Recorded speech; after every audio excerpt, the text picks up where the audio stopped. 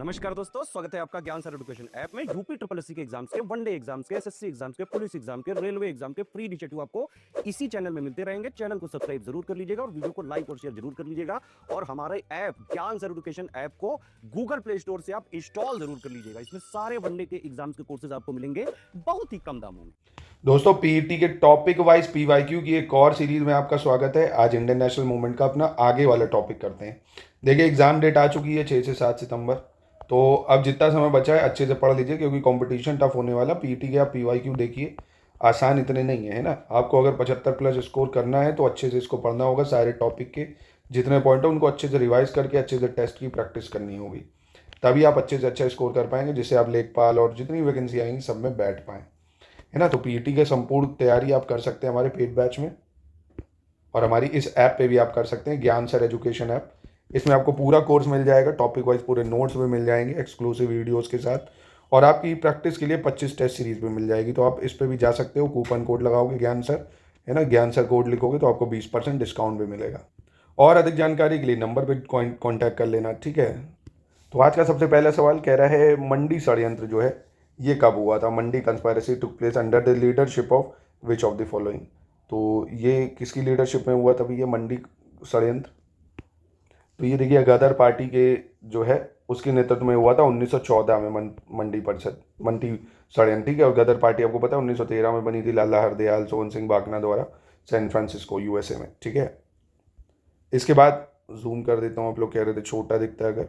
निम्नलिखित में से किसने भारतीय षड्यंत्र आंदोलन के 16 अगस्त 1946 को प्रत्यक्ष कार्रवाई दिवस यानी डायरेक्ट एक्शन डे जो है ये मनाया था 16 अगस्त 1946 को इंडियन नेशनल मूवमेंट में? किसने मनाया था इसको? किसने भारतीय राष्ट्रीय आंदोलन के दौरान मनाया था? पहले तो ये डेट याद रखना, 16 अगस्त 1946 डायरेक्ट एक्शन डे या प्रत्यक्ष कार्रवाई दिवस। तो ये मनाया गया था किसके द्वारा? मुस्लिम लीग के द्वारा, ठीक है, मुस्लिम लीग। सुभाष चंद्र बोस ने 1944 में मोइरांग में आईएनए ध्वज फहराया, और वह शहर अब निम्नलिखित में से किस राज्य या केंद्र शासित प्रदेश में है? Subhash Chandra Bose hoisted INA flag at Moirang in 1944। In which of the following state या UT that town is located now? तो ये कहाँ पे है अब ये शहर? मणिपुर में। कहाँ पे है? मोइरंग, मणिपुर में। तो ऑप्शन डी हो जाएगा। इसके बाद 1891 में गवर्नर जनरल लॉर्ड डलहौजी ने निम्नलिखित में से किस राज्य का वर्णन एक चेरी जो एक दिन हमारे मुंह में गिरेगी, क्या बोला था? गवर्नर जनरल लॉर्ड डलहौजी ने डिस्क्राइब करा था, a cherry that will drop into our mouth one day. 1851 में बोला था कि बड़ा मीठा फल है, चेरी सीधा हमारे मुंह पे आके गिरेगा। ये कहना था अवध के लिए, है ना, अवध के लिए, ठीक है। भारतीय राष्ट्रीय आंदोलन के दौरान कांग्रेस मंत्रालयों ने कब इस्तीफा दिया था? When Congress ministry resign during Indian national movement. तो इन लोगों ने कब इस्तीफा देना चालू कर दिया था? 1939 में। कब दिया था? 1939 में। तो आप देख सकते हो हिस्ट्री में इंडियन नेशनल मूवमेंट से किस तरह के सवाल आते हैं। इसी पैटर्न को ध्यान में रखते हुए आपको पूरे नोट्स दिए जाएंगे और वीडियोस, तो अच्छे से उनको पढ़िए, ठीक है।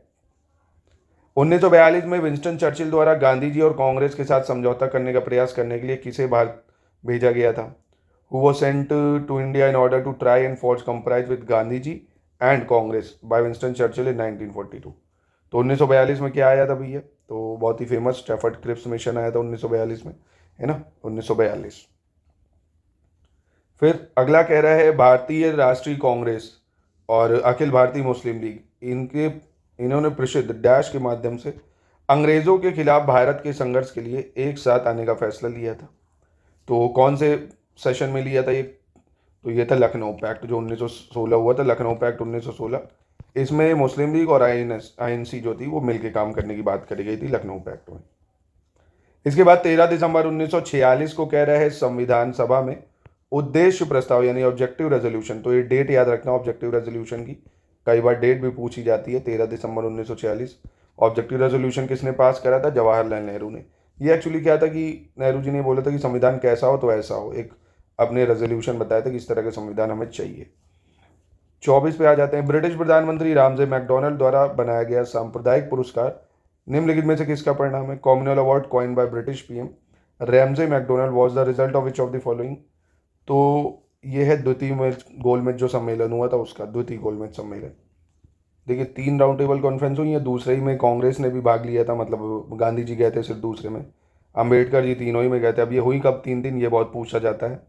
तो देखो नवंबर 1930 से जनवरी 1931 पहली। कब चली? नवंबर 1930 से जनवरी 1931 तक चली। फिर उसके बाद भैया होगी सितंबर में, सितंबर 1931 से चलेगी, सितंबर 1931 से दिसंबर में 1931, है ना, एंड महीने ही में चलती थी। फिर तीसरी चलेगी भैया अगले साल, है ना, नवंबर दिसंबर में ही चलती थी, तो नवंबर से लेके दिसंबर 1932 में फिर चलेगी। तो 3 होती हैं, ऐसे याद रख लो। नवंबर 1930 से जनवरी तक चलेगी, फिर वापस में एंड में होगी, और फिर इसके बाद right the name of first activist who demand complete independence, यानी पूर्ण स्वराज की मांग करने वाले प्रथम कार्यकर्ता का नाम बताइए जिन्होंने सबसे पहले पूर्ण स्वराज की मांग करी थी। तो इस सबसे पहले पूर्ण स्वराज की मांग करने वाले थे हसरत मोहानी। कौन थे? हसरत मोहानी, है ना। पूर्ण स्वराज की मांग करने वाले सबसे पहले हसरत मोहानी थे। Which of the following is considered as major cause of Swadeshi movement, निम्नलिखित में से किसे स्वदेशी आंदोलन का प्रमुख कारण माना जाता है, यह बताना है। स्वदेशी आंदोलन का इनमें से प्रमुख कारण क्या था? Decision of divide in Bengal, है ना, बंगाल विभाजन जो 1905 में हुआ था, ये मुख्य कारण माना जाता है इसका। ठीक है। In which of the following language British show keen in introducing Indian society, यानी ब्रिटिश ने किस भाषा को भारतीय समाज में प्रस्तुत करने की उत्सुकता दिखाई थी? तो कौन सी भाषा जो है थोपना चाह रहे थे? तो अंग्रेजी थोपेंगे भैया। फिर कह रहा which was an example of the ultimate authority of the British government in the provision of government of India 1935, यानी भारत सरकार अधिनियम 1935 के प्रावधानों में ब्रिटिश सरकार के अंतिम अधिकार का एक उदाहरण इनमें से कौन सा था भाई? जो ब्रिटिश सरकार का अंतिम अधिकार था इनमें से, तो ये था प्रांतीय सरकारों पर गवर्नर के लिए विशेष शक्तियां, special power for governor over provincial government, है ना, special power for governor over provincial government. Forward block was founded by home, है ना, फॉरवर्ड ब्लॉक की स्थापना किसके द्वारा की गई थी? तो फॉरवर्ड ब्लॉक की स्थापना किसके द्वारा इनमें से करी गई थी? सुभाष चंद्र बोस के द्वारा करी गई थी, पहली बात। और इसका समय कब था? मतलब 1939 में बनी थी। ऑल इंडिया फॉरवर्ड ब्लॉक कब बनी थी? 1939 में। अगला है the main reason behind Mahatma Gandhi decision to take up the Khilafat issue, मतलब क्या कारण था जिससे खिलाफत मुद्दे को उठाया था महात्मा गांधी ने, उसके पीछे का मुख्य कारण क्या था, ये बताना है आपको। तो देखिए स्टेटमेंट में क्या कह रहा है, to bring more unity among Hindu and Muslim, Hindu और मुसलमानों के बीच अधिक एकता लाने के लिए, ईसाइयों और मुसलमानों के बीच एकता लाने के लिए, हिंदू और ईसाइयों के बीच एकता लाने के लिए। तो बहुत ही आसान है भाई, खिलाफत मुस्लिमों का इशू था ना, है ना, जो खलीफा को हटाया जा रहा था टर्की से, तो हिंदू और मुसलमानों के बीच ये चाह रहे थे एकता बन जाए, इसलिए ये आया था। ठीक है, चलिए अगला प्रश्न देखते हैं। कह रहा डलहौजी ने भारत में ब्रिटिश साम्राज्य के लिए डैश अवध को कब्जे में लिया था, यानी through the dash Dalhousie annex Awadh for the British empire in India, मतलब डलहौजी ने अवध को कब्जे में किस तरह से लिया था, कौन सी पॉलिसी थी वो? तो वो थी डॉक्ट्राइन ऑफ लैप्स, है ना, कौन सी थी? Doctrine of lapse. Doctrine of lapse में ये थी हड़प की नीति एक्चुअली में, जिसके भी लीगल हायर नहीं होगा, मतलब जैसे मान लीजिए कोई राजा है, ठीक है, राजा का बेटा वगैरह जो है वो नहीं है, गोद लिया हुआ है ना, या दूसरा है, तो वो क्या करेगा, उसका राज्य हड़प लेगा, या किसी राजा की मृत्यु हो गई, अब उसके बेटे बेटे या कोई नहीं है उसको राज्य देखने के, तो हड़प लेंगे, है ना, तो ये चीज़ थी। During the dash movement in Bengal a tricolour flag was design, Bengal आंदोलन के दौरान तिरंगा झंडा डिज़ाइन किसने किया था? तो तिरंगा झंडा किसके द्वारा डिज़ाइन किया गया था? मतलब बंगाल में स्वदेशी आंदोलन के दौरान, है ना, बंगाल में स्वदेशी आंदोलन जो चला था ना भाई 1905 में पार्टीशन हुआ था जब, उसके दौरान ही तिरंगा झंडा जो है लाल हरा पीला तब बनाया गया था। कैसा था? लाल हरा पीला, ये याद रखना। Revolt of 1857 was started by home, 1857 की जो क्रांति है वो किसके द्वारा शुरू करी गई थी? तो बहुत ही आसान है, सिपाहियों के द्वारा, मंगल पांडे भाई 34 नेटिव इन्फेंट्री से जो थे उन्होंने इसकी शुरुआत कर दी थी। अगला है in response to which of the following event Quit India movement was launch, Bharat छोड़ो आंदोलन चलाया गया था निम्नलिखित में से कौन सी घटना की प्रतिक्रिया के दौरान? तो भारत छोड़ो आंदोलन क्यों चला? क्रिप्स मिशन की विफलता हुई, क्योंकि, है ना भाई, क्रिप्स मिशन चल नहीं पाया, इसलिए भारत छोड़ो आंदोलन 1942 में लॉन्च कर दिया गया, क्विट इंडिया मूवमेंट।